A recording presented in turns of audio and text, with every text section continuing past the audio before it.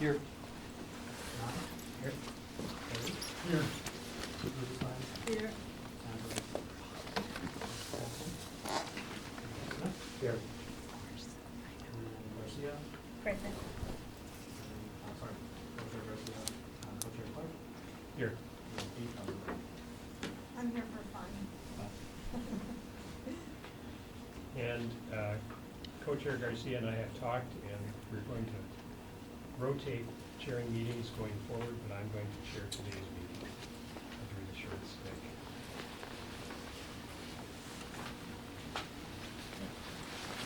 First thing on the agenda is adoption of the agenda, which is before you and was sent out electronically about a week ago. Is there a motion to approve the agenda? Moves. I'll note that the agenda has Oh, excuse me. the rules and it has the consideration of council. Doesn't have people go actually. Right. And then there's that. Been moved and seconded. Any discussion? No, all in favor say aye. Aye. Any opposed? That carries. We have an agenda. The next item is the acceptance of the minutes, regular meeting of a year and a half ago.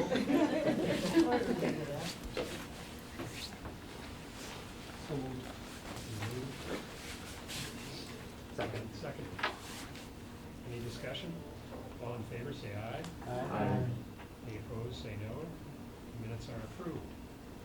The only item I have in my report today is we're going to be talking about a number of items and a number of things that might be adopted by this group as amendments to the charter, and I just want to make sure we're all on the same page in terms of timing. I am not contemplating that any of these will be put on the ballot in 2025. I frankly think that there's enough work left to do on all these that it's going to take us beyond that mark for 2025. So I just wanted you to know where I was coming from. Next item is number 5 on the agenda. Mr. Chair, Yes. before you jump forward, if I could just for a moment, we made some changes in the clerk's office, and I wanted to at least take a moment to introduce the new clerks who've been assigned to the charter commission. I'll let them introduce themselves, but you met Michael, I think, at your last meeting, and Paul. So absolutely. Paul and Michael are the clerks who will be staffing the charter commission going forward, and so maybe we'll just start with Michael and then with Paul.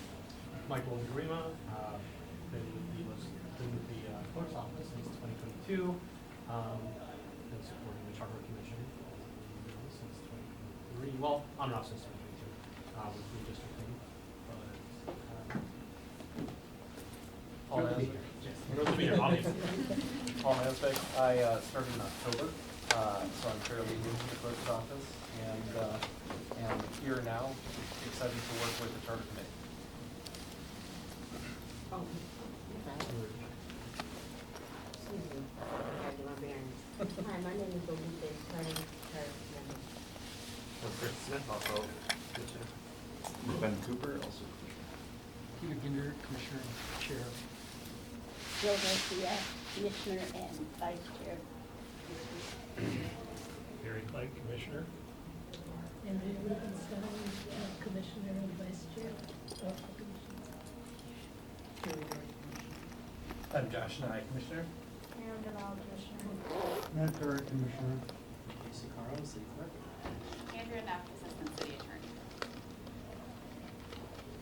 So All right. how are you taking my? No, I'm assisting.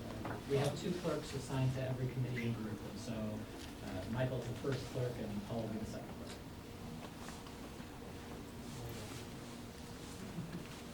Anything else to report from your office, Kate? That's it. Thanks.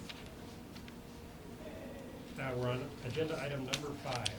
Agenda item number 5 is an item we put on the table at our last meeting, which was in November of 2023. It dealt with government structure, basically an attempt to conform the charter to the way our city actually works right now. And there were also some provisions in there amending the civil service sections of the charter and boards and commissions section of the charter. I'm going to suggest that we remove the government structure piece from the table and put it before us to consider and keep working on. We leave the civil service and the boards and commissions section the city attorney's office drafted on the table. I don't think those are yet ripe, and they may need some changes and some editing, and we may not decide we don't need them. But we've been working on the government structure itself for several years now. So I think we can move forward with that piece of it, and I think, in my own mind anyway, there is some urgency to make sure the charter accurately reflects the way the city operates. So that's what I would suggest. And I have a motion. Mr. Chair, question? Yes. A quick question. Are the pieces that you're talking about moving before us, are those included in the articles that are before us? Yes, except Article 10, commissions, because that's the board and commissions. And half of Article 8. The last half of Article 8, starting on page 8 of Article 8, is where you'll find Civil Service Commission. And so if you take that out, it's all of Article 8 except for the last section, which starts on 8 through the end of Article 8. So then the pieces that we would be, that we effectively would be discussing are Articles 1, 4, 7, and then Article 8 And 9. and 9. Okay. So can I have the motion that we Move, Barry. Second. Been moved and seconded. Is there any discussion or any other questions? If not, all in favor say aye. Aye. Opposed say no. That carries. We had some attempts to edit and go through the government structure language in 2023, but I don't think we have concluded our effort in that regard, have we? Chair Ginder? I think we went through those items that we thought we need to do the blue line to conform to the plain language. I think we completed that. And I think, Mr. Chair, maybe Michael can explain what the difference is between the red and the blue highlights. Yes, the red highlights are the recommendations that Susan Trammell presented at the joint meeting October 21st, 2023, Halloween. And then the blue ones are the ones that the general language review work group worked on at the beginning in January of 2024 before the commission received a letter from both the council and the mayor in March, I believe, requesting the amendments to the law. So from the clerk's perspective, what you have in front of you is the original set of amendments, the amendments with changes that the attorney's office recommended in red, and then in blue text, those that came from this group's plain language review group. Understood. And I think we have enough on our plate today so that we don't have time to go through this line by line. Yep. But I want to get it back in front of you and alert you all that you now have homework for our next meeting. I would like it if everyone would keep eyes on this so we can focus our discussion when we talk about the structure. Again, my idea would be this would go on the ballot in 2026, not in 2025. So we have time to tweak it. We have time to get input from the council and from the mayor, and we have time to hold at least one public hearing. This is your time. I have a question, Mr. Chair, if I might. When you'll recall perhaps that in 2023, when these came forward, staff were proposing that these could be considered as an amendment by ordinance, which still requires this body to take first action to agree to an ordinance. But because of the volume and the complexity, we thought it might be best that if there was concurrence amongst the Charter Commission, Council, and Mayor, it would be done by ordinance versus a ballot question. And so I just want to put on the ask. I heard you say a couple times a ballot question and possibly for next year. Is it possible too, this body would be still pursuing the idea of amendment by ordinance? I think the body would pursue it if there were a realistic chance. I just wanted to make sure that that was still on the table. Chair Clegg. Again, I have just a question on this. Some of the items that we are put back into play on this may be less controversial than other items. That there may be items that not necessarily housekeeping, but clarifying language that may be more subject to approval by ordinance, by the elected officials as opposed to going to the ballot. I'm not sure if that's necessarily true, but in many situations, arguably they could go that way. The item on the, for example, the government structure itself may be more controversial, and I suspect that would be something that would likely not get the unanimous approval from the city council and the mayor. So there may be, at some point as we go through this, a little bit of a divergence on those two items. I think the big issue between the council and the mayor is going to be what positions does the council confirm? I think that one, and then maybe even the current structure that's been put in place by ordinance. All right, so we all have our homework for next time. I have a question. Yes. My recollection is last year at some point during one of these meetings, I think it was Mr. Carr who passed out a sheet of paper, it was a single sheet, that listed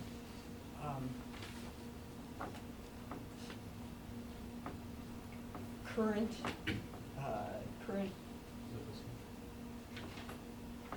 Charter officers Yes. currently nominated and appointed. It is. I think that would be helpful.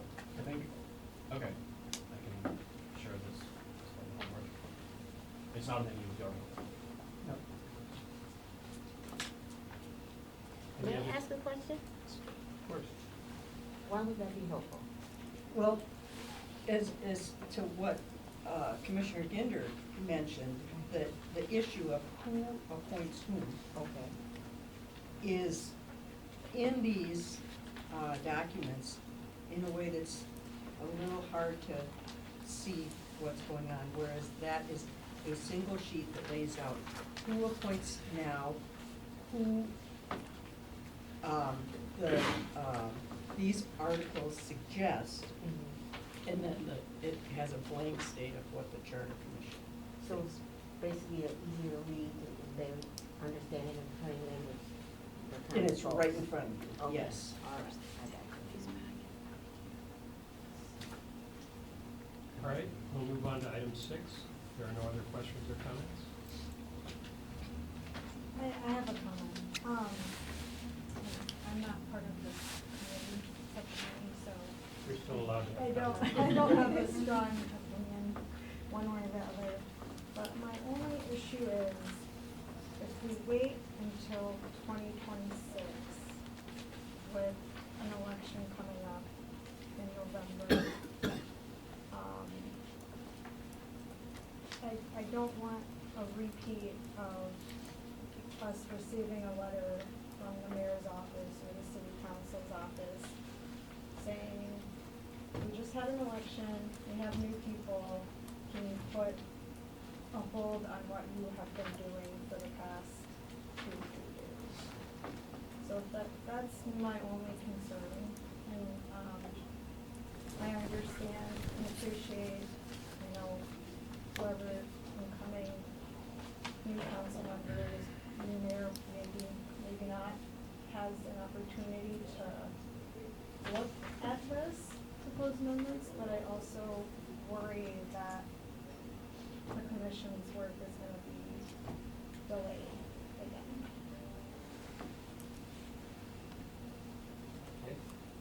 Mr. Chair, I don't know when our next meeting is, but I think what we'll do in the clerk's office then is maybe reformat all of these different articles, cut out the civil service, so it's not something we get lost in and hate, and cut out 10 and then put together a packet that is just those pieces of the articles with amendments that are before you.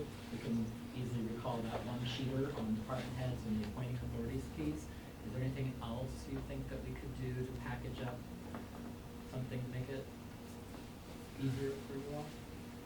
I think that would be helpful. We'll do that.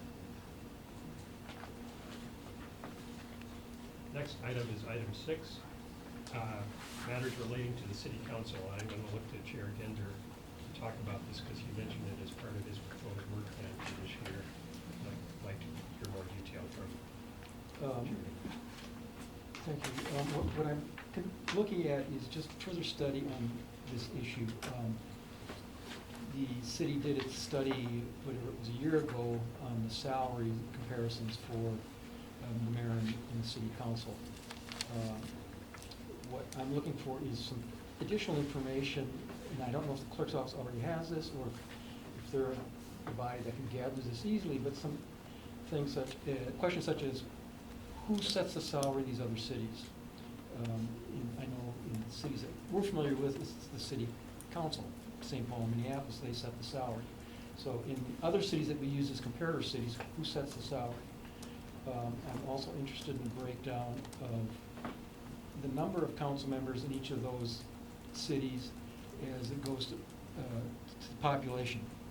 What do how many people do the council members represent? 50,000, 200,000, whatever it is, as it goes towards the representation. And then the final thing I think on that specific regard are all of those councils, cities that we looked at, are all the council members ward council members? Are there any at large or not? For example, most of the statutory cities in Minnesota are at large, the council members are. And there is some academic research on benefits and the pros and cons of both at large versus ward. But it's interesting to just take a look at that and what we use for comparator cities. How are they set up in the government structure? I think that provides a lot of flesh to the details that we had about the salary structure, which in the synopsis basically looks like, well, they're overpaid. Well, they may or may not be overpaid, considering what the rest of their duties are and how it looks to the other cities. So I think that's some information that would be useful for us as we move forward on this topic. And again, I don't know, Mr. Carl, if that's something that the clerk's office has greater, easier access to than we. I mean, we can certainly try and find it out. But, Happy to help. okay. As a starting point, would you be okay with using the same pool of municipalities as was used in the compensation survey? Yes, because I think that makes the results the easiest thing to compare is if we can use the same cities throughout. That also means it's 1/3 done. I will share with the group that the compensation analysis that was done, I believe, 2 years ago, is coming up for approval in the next council cycle to the Administration and Enterprise Oversight Committee, because it is the last year of term. And as I think most people here know, the law limits the council in terms of setting a new salary. It has to be done in the last year of one term to take effect for the next term. And they cannot change their compensation within a term. So we have reached out and will be contracting with a company called Guidehouse. They did the last compensation analysis, so we wanted to have apples to apples. And we actually used the group of a subset of the cities that this group used in doing the executive mayor legislative council amendment, those comparable cities, you'll remember the research done. We picked amongst those a smaller subset. And it was sort of the same criteria this group used, which is cities that have a strong mayor system, where there's a full-time council, where the council has its own independent resources and operates with a standing committee system. So, for example, we were including the cities that had the same or similar types of size, not necessarily population, but size of council. We also included a few jurisdictions that are not an apples to apples to Minneapolis. Denver, for example, is a city-county consolidated government, but they are organized with a strong mayor. The county really is a sort of secondary layer to the city, which plays the first layer of government there.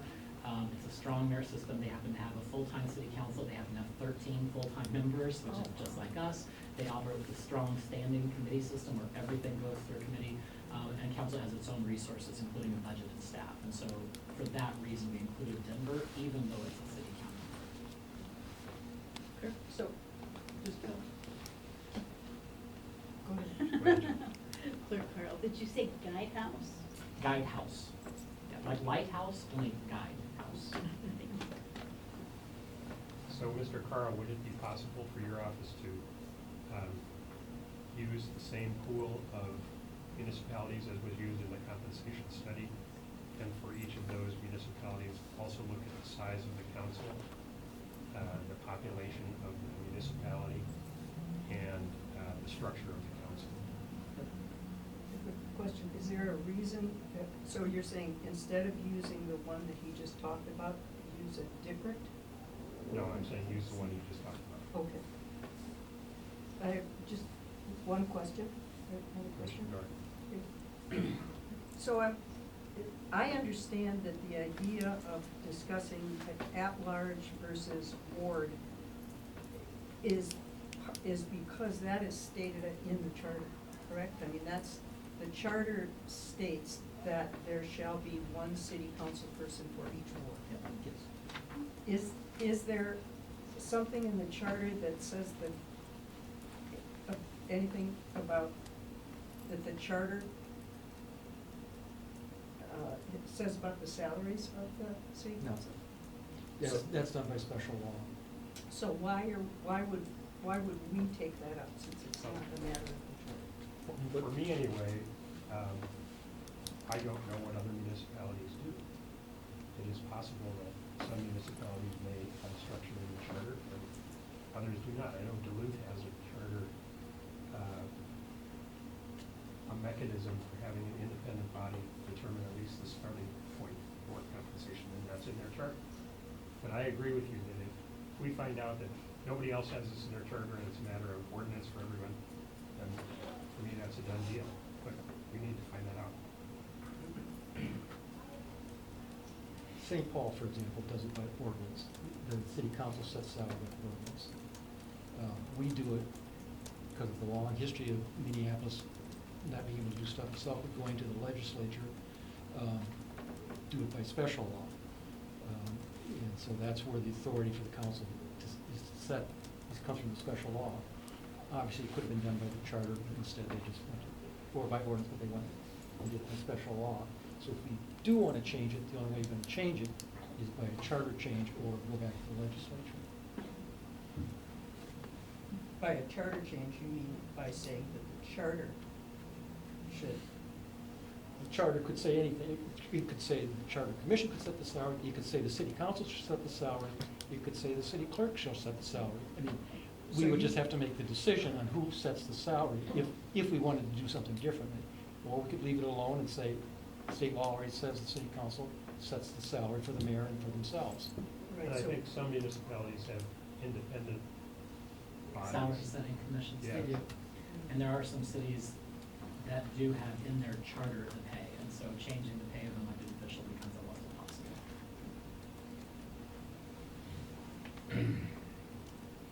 Commissioner Rubin. Yes, I have a question that I always have when these issues come up. And that is, if we were to decide to have some at-large members of city council, for instance, or somehow change the ward system, we have to look at the redistricting provisions in the charter as well. And we can't do anything about redistricting until the next census. No, I think the charter says that, under elections where it talks about redistricting, it says that's at least when you shall do redistricting. Okay. But you'll do it whenever else is required. Oh, okay. So I will say only, we have to consider redistricting if we're gonna be.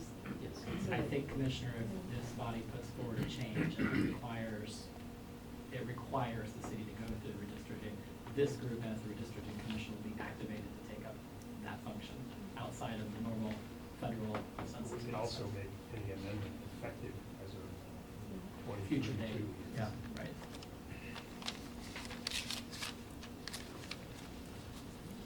Any other questions, comments? I have a comment. Again, not being part of this subcommittee officially, I do know in St. Paul that city council members are a part-time job. And I strongly believe, especially in the size of, cities, Minneapolis, St. Paul, it should be a full-time job. And council members should be compensated as full-time salary, whatever that may be, determined by ordinance and charter. So I feel very strongly about, compensating our council members fairly.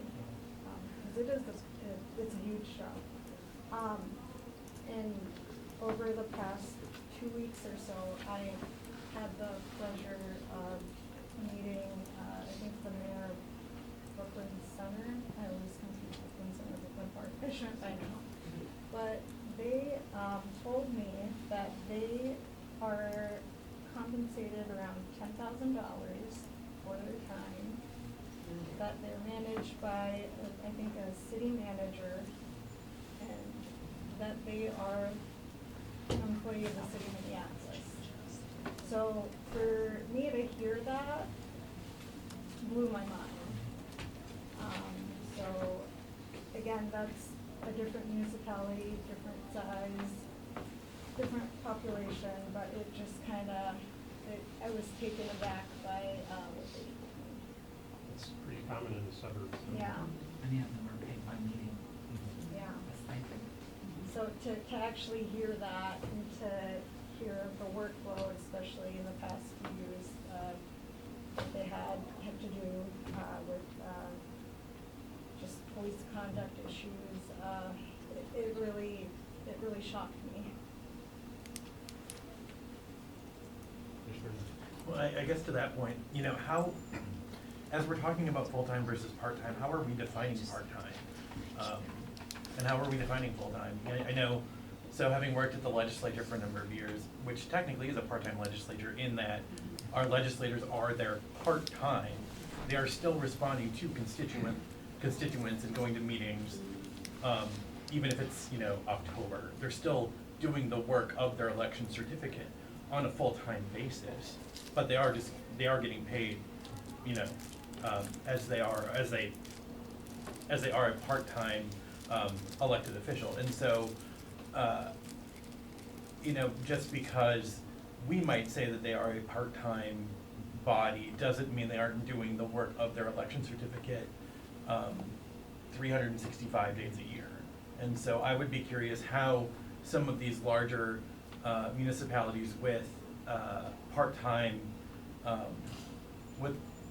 city councils actually define what it means to be part-time, even though I would imagine their councils are they're going to meetings late into the evening, they're working 10-hour days, they are doing their jobs, what we would consider more than full-time. I know because I've seen it to my colleague's point, in a different body, but they are considered a part-time legislature, or part-time body. So I would be curious how they define full-time and part-time as we have this conversation. But it's, what I summarized is that what you're looking for, that we would want to know the compensation of members in that group, the size of the council of members in that group, and the ward/at-large composition. And to go to Commissioner Nye's point, there is no definition, for example, in Minneapolis of what is considered full-time employment for an elected official. And similarly, I don't believe in St. Paul there's a definition of what is part-time employment for an elected official. And what my understanding is the voters determine if you're meeting the requirements of your position, if you're full-time or not. I mean, there are some requirements if you miss so many meetings that certain things can happen, but if you choose not to do any constituent service, that's your decision, and the voters will decide later on if that is what they expected from whether you were part-time or full-time. So, you know, I think it's not likely to come up with a definition of, you know, part-time versus full-time. But it's really just kind of a sense of, from the elected, are they doing their job? I might suggest then that I, as a voter, and I'm only speaking for myself, I don't really care if my elected official is a full-time or a part-time defined in law or in statute, whatever you want to call it. I only care if and when I send them a letter, I get a response back in a timely fashion, or they show up to the things that I want them to, or when I ask them to meet with me, they respond in a timely fashion. And I'm sorry to piggyback off of your comment. I piggybacked off of you, so no. And I know, I'm curious to see what the studies will show, but in municipal government, we don't talk about or it's not, I know there's articles and discussion and stories about like competitive pay for elected officials. I just worry that if the pay is not competitive or equitable or fair, whatever term you wanna use, I worry that's gonna narrow the pool of individuals, of people in Minneapolis that wanna work for the city, as a council member. I And agree with you. I think that's, I worry I that. support competitive compensation for our council. I support a full-time council. And I worry that people who are independently wealthy would be more inclined to run for council, given, issues around, competitive salaries. Jordan? I just, well, I wanna say I agree with you that the salaries for our city council should definitely be competitive. I don't think we as the charter commission should have anything to do with that. In terms of whether they're full-time or part-time, I think that clearly the work that they do and the hours that they spend indicates that it is a full-time job, but nonetheless. What I'd like to talk about is what I think may actually be something that the charter commission wants to look at that is a matter of charter concern, which is the issue is to whether council members should be, represent wards or be at large. And I think nationally, there has been a move away from at-large members, and as a matter of fact, here in Minnesota, non-charter cities are now afforded the opportunity to have city council represented by ward, because it is generally thought to be racially discriminatory to have at-large members. And along those lines, it seems, I don't understand why we as a charter commission, given the movement of cities in general, and in the movement here in this state, why we would even consider moving members to at-large, other than to weaken the city council, which to me is not something we want to do. And I also would not, just the appearance of this committee supporting such a move, given the racially discriminatory aspects of that type of representation, just has me really, really puzzled as to why this commission would even bring it up, other than is somehow supporting a stronger mayor than what we already have. Commissioner Smith? I don't necessarily disagree, but I think if you talk about a ward system versus at-large, there's probably some combination. You're still gonna have wards probably, and some at-large people. And I think the argument in favor of that might be you have people representing their specific wards, and that's all they're taking into account. Where under an at-large system, maybe they're looking at the city as a whole. So I don't think it's necessarily bad to have that viewpoint. I mean, I guess that would be the counter argument I would bring to it. And Commissioner Doherty, I would tell you that I'm in favor of a ward system completely, opposed to a large system. But all we have at this point is a request for information. I think that's perfectly. Well, I don't think it's inappropriate. It just, I think, is riling up people who are looking at particularly this commission and wondering why we're doing it. What is the purpose of this? So. Anybody else? I think when, once we get the information on the kind of comparator cities, one thing that will be helpful to look at is what other obligations those cities have and constraints they have under their state law. Minneapolis will have, any changes we make will have to comply with the Minnesota Voting Rights Act.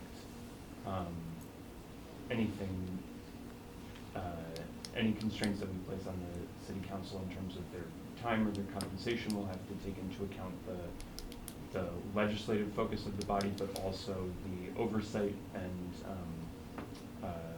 the the oversight responsibility that they have and wanting to make sure that they have the resources to perform that role. I'm not sure what the oversight responsibility of, you know, a city council in Denver or something like that is, but you know, Minneapolis has obligations that are unique to it that the city council needs to be able to respond to and needs to respect. But that's something we can do when we get the data. Mr. Chair, I think something that Commissioner Cooper's point raises that I assume the body would be interested in, but just for clarification, in Minneapolis, for example, the city council is also the community health board, is also the local board of appeal and equalization, sits in other capacities. And we would want to know in the comparable jurisdictions what capacities the council sits in.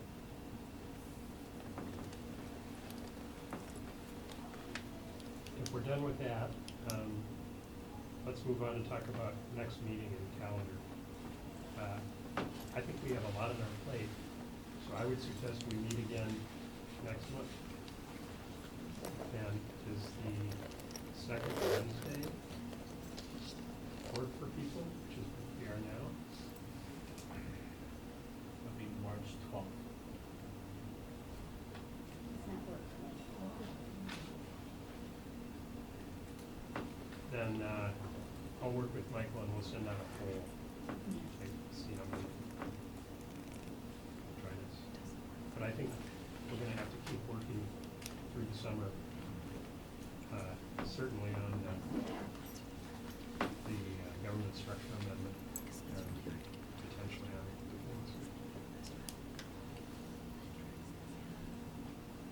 anything else to come before us today?